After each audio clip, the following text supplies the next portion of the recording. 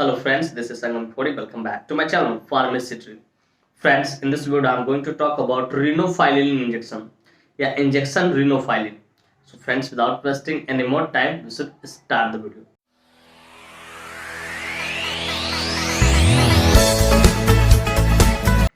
Friends, यह video न सिर्फ जानकारी के उद्देश्य से बनाई जा रही है। इस वीडियो को देखने के बाद कोई भी मेडिसिन, कोई भी इंजेक्शन आप खुद से इस्तेमाल न करें, कतई सेल्फ मेडिकेशन न करें। Friends, actually I don't support self-medication at all. So before taking or using any medicine or injection, you must consult your doctor. कि कोई भी दवा हो, इंजेक्शन हो, उसे इस्तेमाल करने से पहले आप अपने डॉक्टर से एक बार जरूर कंसल्ट करें। तो फ्रेंड्स, ये वीडियो की शुरुआत करते हैं। फ्रेंड्स, आज का हमारा टॉपिक है रीनोफाइलिन इंजेक्शन। फ्रेंड्स, रीनोफाइलिन इंजेक्शन एक बहुत ही शानदार, बहुत ही प्रचलित प्रिस्क्रिप्शन इंजेक्शन है, जिसका इस्तेमाल अस्थमा को ठीक करने के लिए किया जाता है। कि अगर कोई व्यक्ति है, मेल है या फीमेल है, अगर उसको अस्थमा हो रखा है, ठीक है, तो उसको ट्रीट करने के लिए इस इंजेक्शन का इस्तेमाल किया जाता है। फ्रेंड्स, थोड़ा देर पहले मैंने अपने स्पीच में क्या बोला, ये क्या है? Prescription injection. चलिए जरा इसे समझ लेते हैं।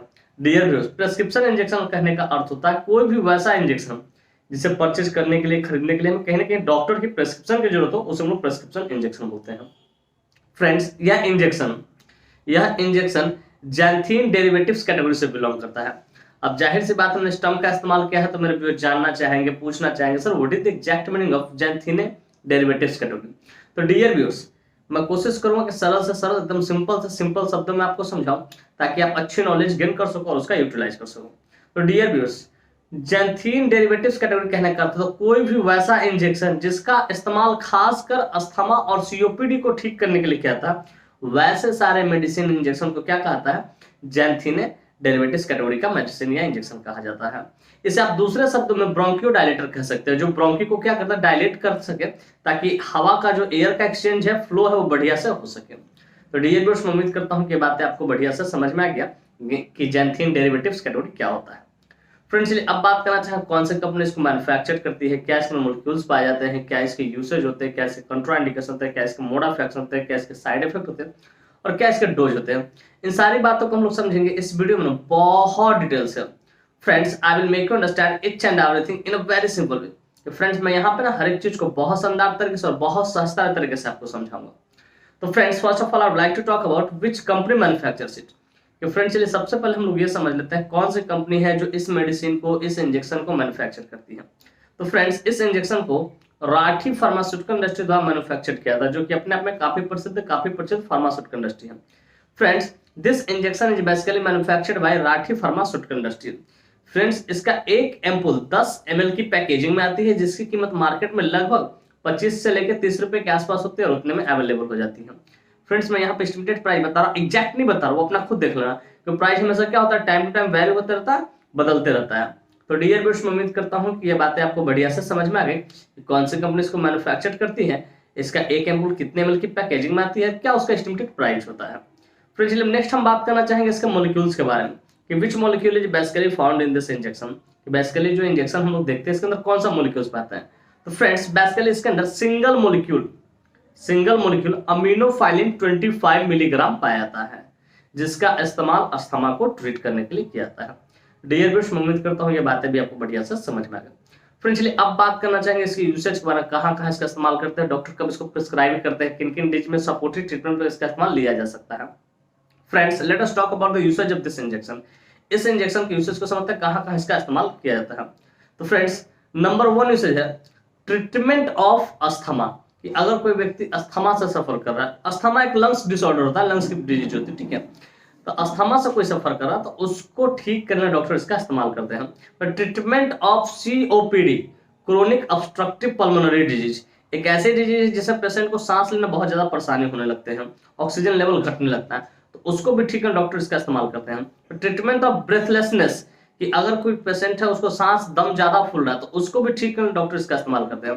पर treatment of shortness of breathing, कि किसी को शॉर्टनेस ऑफ ब्रीदिंग हो, उसको भी ठीक करने डॉक्टर इसका इस्तेमाल करते हैं। पर ट्रीटमेंट ऑफ डिस्पीनिया, कि अगर किसी को डिस्पीनिया हो तो उसको भी ठीक करने डॉक्टर इसका इस्तेमाल करते हैं। पर treatment of difficulty in breathing, और किसी को सांस लेने में परेशानी हो रही है तो उसको ठीक करने डॉक्टर इसका इस्तेमाल करते हैं। तो फ्रेंड्स, बेसिकली इतने सारे जगहों पे इसका इस्तेमाल किया जाता है, लेकिन मेनली जो इसका इस्तेमाल होता है, ख्याल रखिएगा कि लंग्स डिसऑर्डर हो, जिसमें सांस लेने में परेशानी हो, ऑक्सीजन सैचुरेटेड होता हो, SpO2 सैचुरेटेड बार बार हो रहा हो, ठीक है, वो 90% पे नहीं जा रहा हो, ठीक है, 90 से नीचे आ जा रहा हो बार बार, ठीक है, और बहुत ज्यादा दम फूल रहा हो, सांस लेने में परेशानी हो रही हो, तो उसको ठीक करने डॉक्टर इसका इस्तेमाल करते हैं। मेनली बस इसका यही इस्तेमाल है, सीओपीडी और अस्थमा। और सीओपीडी अस्थमा एक लंग्स डिसऑर्डर जिसमें क्या होता है, पेशेंट सही तरीके से ऑक्सीजन न इनहेल कर पाता है, न ही एक्सहेल कर पाता है, इनहेल ही में बहुत ज्यादा परेशानी होती है। तो डियर फ्रेंड्स, उम्मीद करता हूं कि बात आपको बढ़िया से समझ में कहाँ इसका इस्तेमाल किया था। फ्रेंड्स चलिए अब बात करना चाहेंगे इसका कंट्राइंडिकेशन के बारे में। Friends, without knowing contraindication we should never ever administer any drug, any medicine, any injection to him. कि बिना कंट्राइंडिकेशन जाने कभी भी किसी को कोई भी इंजेक्शन हो आपको एडमिनिस्टर नहीं करना है, आपको नहीं लगाना है, क्योंकि इसका परिणाम घातक हो सकता है। तो फ्रेंड्स, नंबर 1 कंट्राइंडिकेशन है अल्कोहल, कि अगर किसी व्यक्ति ने अल्कोहल कंज्यूम कर रखा है उसको आपको नहीं देना है। फिर प्रेग्नेंट लेडी, अगर कोई लेडी प्रेग्नेंट है, इन द फैमिली वे में है, माँ बनने वाली, उसको भी आपको नहीं देना। फिर ब्रेस्ट फीडिंग मदर, अगर कोई स्त्री अपने बच्चों को दूध पिलाती है, स्तनपान करता है, उसको भी आपको नहीं देना है। फिर कहते हैं लिवर डिजीज और किडनी डिजीज, और कोई व्यक्ति लिवर डिजीज और किडनी डिजीज से सफर कर रहा है तो उसको भी आपको नहीं देना बिना डॉक्टर से कंसल्ट किए, क्योंकि डॉक्टर ही डिसाइड करेंगे सुटेबल डोज क्या होगा उस टाइप के पेशेंट के लिए। तो डियर फ्रेंड्स, मैं उम्मीद करता हूं इसका कंट्राइंडिकेशन आपको बढ़िया से समझ में आ गया। फ्रेंड्स चलिए अब बात करना चाहेंगे इसका मोड ऑफ एक्शन के बारे में। फ्रेंड्स, इसका मोड ऑफ एक्शन बड़ा ही सिंपल होता है, और मैं कोशिश करूंगा बड़ी सिंपल तरीके से आपको समझा दूं, ज्यादा कॉम्प्लिकेटेड इसको ना करूं। तो फ्रेंड्स, इसका जो मोड ऑफ एक्शन होता है, this injection relaxes the muscle of Airways. ये क्या करता है कि ब्रोंकी जो होता है उसके जो मसल होता है उसको रिलैक्स करने का काम करता है, और साथ ही साथ इट वाइडन्स द एयरवेज। ये क्या करता है कि हवा जाने का जो लंग्स में ब्रोंकी का जो रास्ता होता है एयरवे, उसको रिलैक्स करता है उसके मसल को, और साथ ही साथ हवा जाने के लिए उसको क्या करता है, थोड़ा सा वाइडन चौड़ा करता है, ताकि हवा अंदर जा सके और O2 ठीक है अंदर जा सके, फेफड़ा में सही से जा सके, लंग्स में जा सके। और दूसरे शब्दों में कहा जाए तो ये क्या, it dilates the bronchi. Bronchi को ये क्या करता है, डायलेट करता है, जो हवा आने जाने वाला जो रास्ता होता है, नली होती है पतली पतली, ठीक है, उसको डायलेट करता है ताकि सही तरीके से हवा जा सके, कहाँ, आपके लंग्स में। तो डियर फ्रेंड्स, उम्मीद करता हूं इसका मोड ऑफ एक्शन भी आपको बढ़िया से समझ में आ गया। फ्रेंड्स अब बात करना चाहेंगे साइड इफेक्ट्स के बारे में। फ्रेंड्स, जितने भी एलोपैथिक इंजेक्शन होता है उसका कुछ ना कुछ तो साइड इफेक्ट देखने को मिलता ही, ठीक है, उसी प्रकार इसका भी कुछ साइड इफेक्ट है जो कि इस प्रकार है। नंबर 1 है नोजिया, आपका जी मिचला है। फिर कहते हैं वॉमिटिंग, हो सके आपको उल्टी भी हो जाए। फिर कहते हैं हेडेक, थोड़ा बहुत सर भी भारी आपको रहेगा। फिर कहते हैं कन्वर्जन, हो सके थोड़ा बहुत आपको जो मिर्गी के लक्षण जो सिम्टम्स दिखाई देते हैं वो आएगा, ठीक है, वो देखने को आपको मिलेगा। फिर कहते हैं इंसोमेनिया, इंसोमेनिया कहने का अर्थ होता है डिफिकल्टी इन स्लीपिंग, सोने में दिक्कत होती है, नींद नहीं आएगी आपको, रात रात भर उल्लू की तरह जाएंगे। तो ये कुछ इसके साइड इफेक्ट। इस तरह कोई भी साइड इफेक्ट देखे आप तुरंत अपने डॉक्टर को कंसल्ट करें, उन्हें इन्फॉर्म करें कि सर मुझे इस तरह की परेशानी हो रही, तो हो सके इसके जगह डॉक्टर दूसरे मेडिसिन को, दूसरे इंजेक्शन को प्रेस्क्राइब करेंगे।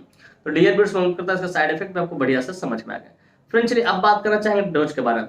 फ्रेंड्स, डोज हमेशा डिपेंड करता है एज पे, बॉडी वेट पे, सिविरिटी पे, जेंडर पे, इन सारी चीजों पर डोज डिपेंड करता है। लेकिन यहाँ जो मैं डोज बताने जा रहा हूँ एडल्ट के लिए बताने जा रहा हूँ, जिनकी उम्र 18+ उनके लिए बताने जा रहा हूँ। 1 एम्पुल IVBD, 1 एम्पुल सुबह, 1 एम्पुल शाम में, 10 ml का 1 एम्पुल आता है, दिया जा सकता है। और उस ज्यादा सिविरिटी नहीं है तो 1 एम्पुल को आप बॉडी में ही दे सकते हो, कोई उससे दिक्कत नहीं है। तो डियर फ्रेंड्स, मैं उम्मीद करता हूँ इसका डोज भी आपको बढ़िया से समझ में आएगा।